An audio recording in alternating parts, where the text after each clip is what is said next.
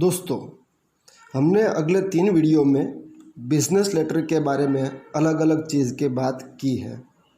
आज का ये आखिरी वीडियो है बिजनेस लेटर राइटिंग का, और उसमें हम बात करेंगे 5 C's, यानी कि लेटर राइटिंग में इसेंशियल्स क्या है, प्रिंसिपल्स क्या है, तो उसके बारे में आज बात करते हैं।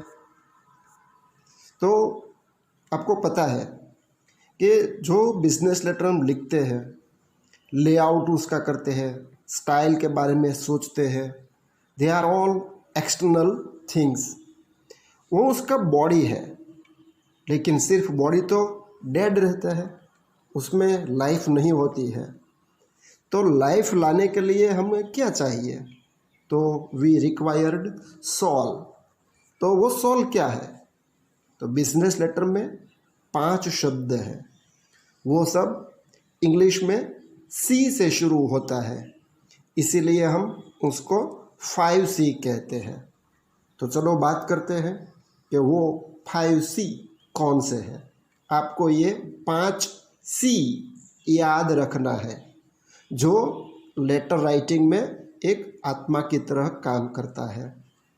एक्सटर्नल थिंग्स है, वो बॉडी है, लाइफ नहीं है उसमें, हमें लेटर को लाइफ देना है। तो वो लाइफ के लिए सबसे पहले ज़रूरी है क्लैरिटी। तो क्लैरिटी कैसे आती है? तो letter writer should be very clear. उसका जो भी सेंटेंस है वो एक ही मतलब का होना चाहिए, वन मीनिंग ओनली। अगर आपने ऐसा कुछ लिख दिया जिसमें से डबल मीनिंग निकलता हो, तो जो रीडर है वो कंफ्यूज हो जाएगा, वो समझ नहीं पाएगा कि आप क्या कहना चाहते हैं, और अपने हिसाब से वो मीनिंग निकालेगा। तो हो सकता है जो उसने सोचा है वो आपसे कुछ अलग हो, लेकिन आपने जो भी सोचा है वो ही कहना चाहते हैं। तो आपका जो भी राइटिंग है वो एकदम क्लियर होना चाहिए, डबल मीनिंग वाला नहीं होना चाहिए। उसके लिए आपको sentences must be very clear language में लिखना चाहिए, क्लैरिटी आनी चाहिए। एग्जाम्पल से हम बात करते हैं। आप ऐसे लिखते हैं, I am sorry to say that the books you have demanded are currently out of stock. ये बहुत बड़ा सेंटेंस है, तो उसके बजाय आप सिंपली लिखें, we have no stock presently. अगर ऐसा लिखते हैं आप तो कोई गड़बड़ी नहीं है, तो ये क्लियर हो गया है। तो जो भी आप लिखते हैं आपके लेटर में, उसकी डिटेल्स है, प्राइस है, साइज़ और शेप के बारे में अगर बात करते हैं, क्वांटिटी या क्वालिटी के बारे में बात करते हैं, जो भी आप लिखें एकदम से क्लियर रहे। तो सबसे पहले है क्लैरिटी। अब हम दूसरे बात करेंगे, वो है कंसाइजनेस। कंसाइजनेस का मतलब क्या है? तो उसका मतलब ये है कि जो आपको ज़रूरत है वैसा ही शब्द लिखे, नेसेसरी वर्ड्स लिखे, जिसकी कोई ज़रूरत नहीं है, कोई मीनिंग नहीं है, वो मत लिखे। तो आपको लेटर राइटिंग में बहुत सारा जार्गन्स होता है, टेक्निकल वर्ड्स होता है, उसको पता होना चाहिए, वो आप यूज़ कर सकते हैं। बेटर है कि आप उसमें क्लियर कट रहे, शॉर्ट सेंटेंसेस लिखें, लेकिन इतना भी शॉर्ट नहीं कि जो आपको समझ में ना आए। कभी कभी इतना शॉर्ट लिखने में मीनिंग इज़ लॉस्ट। तो आपको कंसाइजनेस का याद रखने के लिए एक ही बात मन में रखें कि right words at the right place. कभी कभी हम एंथुजियाज़म यानी कि बहुत उत्साह में आ जाते हैं, बहुत खुश हो जाते हैं, और जो नहीं लिखना है वो भी लिख डालते हैं। तो उसके हिसाब से जो आपका इम्प्रेशन रहता है लेटर राइटिंग में, वो स्पॉइल हो जाता है। बहुत हाई साउंडिंग वर्ड्स नहीं और आर्टिफिशियल लैंग्वेज का भी यूज़ नहीं करना चाहिए, क्योंकि उसका कोई मीनिंग नहीं है। आपको जो लिखना है वो कुछ और मतलब निकालेंगे। लॉन्ग सेंटेंसेस या लॉन्ग फ्रेजेस भी आप लिखते हैं तो उसको भी अवॉइड करें। तो आप ऐसे लिखें जैसे कि एट ऑल टाइम्स, यहाँ पे 3 शब्द है, ये बड़ा फ्रेज है, उसके बजाय एकदम छोटा शब्द लिख सकते हैं always. As a matter of fact ऐसा लिखने के बजाय इन ऐसे ही लिखें। In spite of the fact that उसके बजाय आप ऑल्दो लिखें। हैव द एबिलिटी टू उसके बजाय कैन लिखें। तो ऐसे आप समझ सकते हैं कि छोटे मीनिंगफुल सेंटेंसेस आएगा, फ्रेजेस आएगा और आपका कम्युनिकेशन है वो कंसाइज यानी कि बहुत छोटा हो जाएगा। Right words at the right place आएगा। तो क्लैरिटी की बात ये दूसरा है, कंसाइजनेस दूसरा सी है। अब तीसरे सी की बात करते हैं, वो है करेक्टनेस।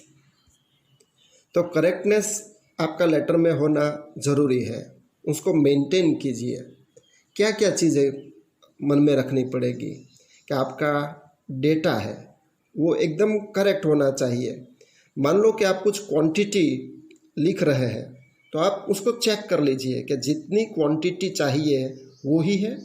उसका प्राइस भी आप चेक कर लीजिए कि वो ही आपने लिखा है, कुछ गड़बड़ी तो नहीं की है ना। तो ये है करेक्टनेस की बात है। अगर ऐसा नहीं किया है तो एक छोटी सी भी गड़बड़ी हो गई तो बहुत बड़ा ख़राब रिजल्ट ला सकती है और प्रॉब्लम्स भी आपको उसका भुगतना पड़ेगा। तो आपका खत भेजने से पहले ये सब मालूम कर लें कि आपके लेटर में जो भी आपने लिखा है वो सब डिटेल्स करेक्ट है या नहीं। तो उसके वजह ये तीसरा सी है, करेक्टनेस। अब ये चौथा शब्द है जो सी से शुरू होता है, वो है कंप्लीटनेस। कंप्लीटनेस यानी कोई चीज़ बाकी नहीं रहनी चाहिए। सभी डेटा आपको जो लिखना है वो वहाँ पर आ जाना चाहिए। अगर जो चीज़ आप लिखना चाहते हैं वहीं आपने कन्वे नहीं किया, कम्युनिकेट नहीं किया है तो उसका कोई मतलब नहीं रहता है। तो आपकी डिटेल्स है वो कंप्लीट रहे, जो भी लिखना है वो फुल आ जाए और उसके हिसाब से आप लिखेंगे। कोई भी चीज़ बाकी नहीं रहनी चाहिए। उसके लिए हम बात करेंगे कि आप ऐसा कुछ लिखें, उसके बजाय कोई दूसरा शब्द आप लिखें तो अच्छा रहेगा। We need a big office, ऐसा आपने लिखा तो बिग ऑफिस का मतलब क्या है, आप क्या कन्वे करना चाहते हैं, उसका मीनिंग क्या निकलता है। तो बिग ऑफिस का कोई क्लैरिटी नहीं है। उसके बजाय आप एकदम से कंप्लीट डिटेल दे दीजिए। ऐसा लिखिए आप, we need at least 4500 square feet. तो कोई मुश्किल नहीं होगी, कोई गड़बड़ी नहीं होगी। अगर आप ऐसा लिखते हैं एज सुन एज पॉसिबल तो कोई स्पष्ट बात नहीं है। मतलब क्या है, कोई पॉसिबल में 5 दिन भी लगा सकते हैं, 10 दिन भी लगा सकते हैं, उसके हिसाब से वो पॉसिबल है, एट अर्लीस्ट पॉसिबल है। लेकिन आप उसको खत में ऐसा स्पष्ट कर दीजिए, कंप्लीट डिटेल दे दीजिए कि हमें ऑन और बिफोर 15 जुलाई, यानी कि कोई भी डेट आप लिख दें तो ये डिटेल आपकी कंप्लीट हो गई। आपने ऐसा लिखा है sold a good number of books, तो गुड नंबर ऑफ बुक्स मतलब क्या, कितनी बुक्स, कोई आइडिया नहीं आएगा। उसके बजाय आप स्पष्ट कर दें कि आपने 7000 कॉपीज सोल्ड की है, तो एकदम से बात पक्की हो जाएगी। आपका जो भी मैसेज है वो क्लियर कट हो जाएगा। तो ये सब चीज़ें हैं कि मन में रखनी पड़ेगी, कोई भी बात मिस ना हो जाए, ये आपको ख्याल रखना पड़ेगा। तो लेटर राइटिंग में ये फोर्थ सी है जो कंप्लीटनेस है, एक्यूरेसी ऑफ द डिटेल्स वो उसमें आनी चाहिए। और आखिर में हम बात करेंगे कर्टसी। कर्टसी का मतलब क्या है आपको पता ही है कि आपको जो भी पढ़ने वाला लेटर है उसको एक तरफ से सम्मान देना है। आपके खत में से एक पॉजिटिव एटीट्यूड, एक अप्रोच वहीं पे आना चाहिए। पढ़ने वाला को लगना चाहिए कि आप एकदम से फ्रेंडली हैं। तो जो भी आप लिखते हैं सेंटेंसेस, उसमें से आपका टोन ये सब क्लियर कर देगा। अगर आपका टोन फ्रेंडली है, अच्छा है, तो आप दूसरे लोग के साथ एक अच्छा सा रिलेशनशिप बिल्ड कर सकते हैं। उसके लिए आपको क्या करना पड़ेगा? बहुत सारे शब्द हैं, उनको आपको यूज़ करना पड़ेगा। आप अपने लेटर में ऐसा शब्द लिखिए जैसे कि thank you very much, happy to inform you, regret to say, sorry for the trouble. ऐसा शब्द लिखे जिससे आप जो भी कहना चाहते हैं वो ठीक लगे। अगर आप खुश हैं तो थैंक यू वेरी मच कर सकते हैं। अगर आपको कुछ कंप्लेन भी करनी है, हो सकता है कंप्लेन होती है, नहीं होती ऐसा नहीं, कुछ एडजस्टमेंट भी करना पड़ता है, तो आपको ठीक तरह से कहना चाहिए कि भाई we are sorry to trouble to say और वी रिग्रेट टू से। ऐसा आप लिखेंगे तो एक अच्छा इम्प्रेशन आएगा। तो ये सारे शब्द है वो एक इम्प्रेशन क्रिएट करने के लिए ज़रूरी रहता है।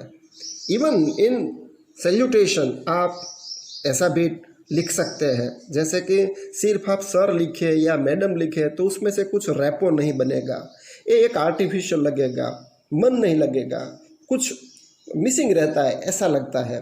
उनके बजाय आप कर्टसी दिखाइए और लिखे dear sir, dear madam, respected sir, respected madam.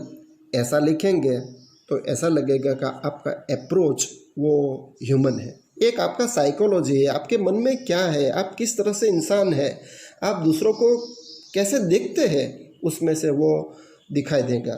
तो इफ़ यू टेक केयर ये सब, तो आपका लेटर अच्छा रहेगा। ये सब चीज़ें आती है तो आप मान लो कि आपने लेटर में एक जान डाल दी है।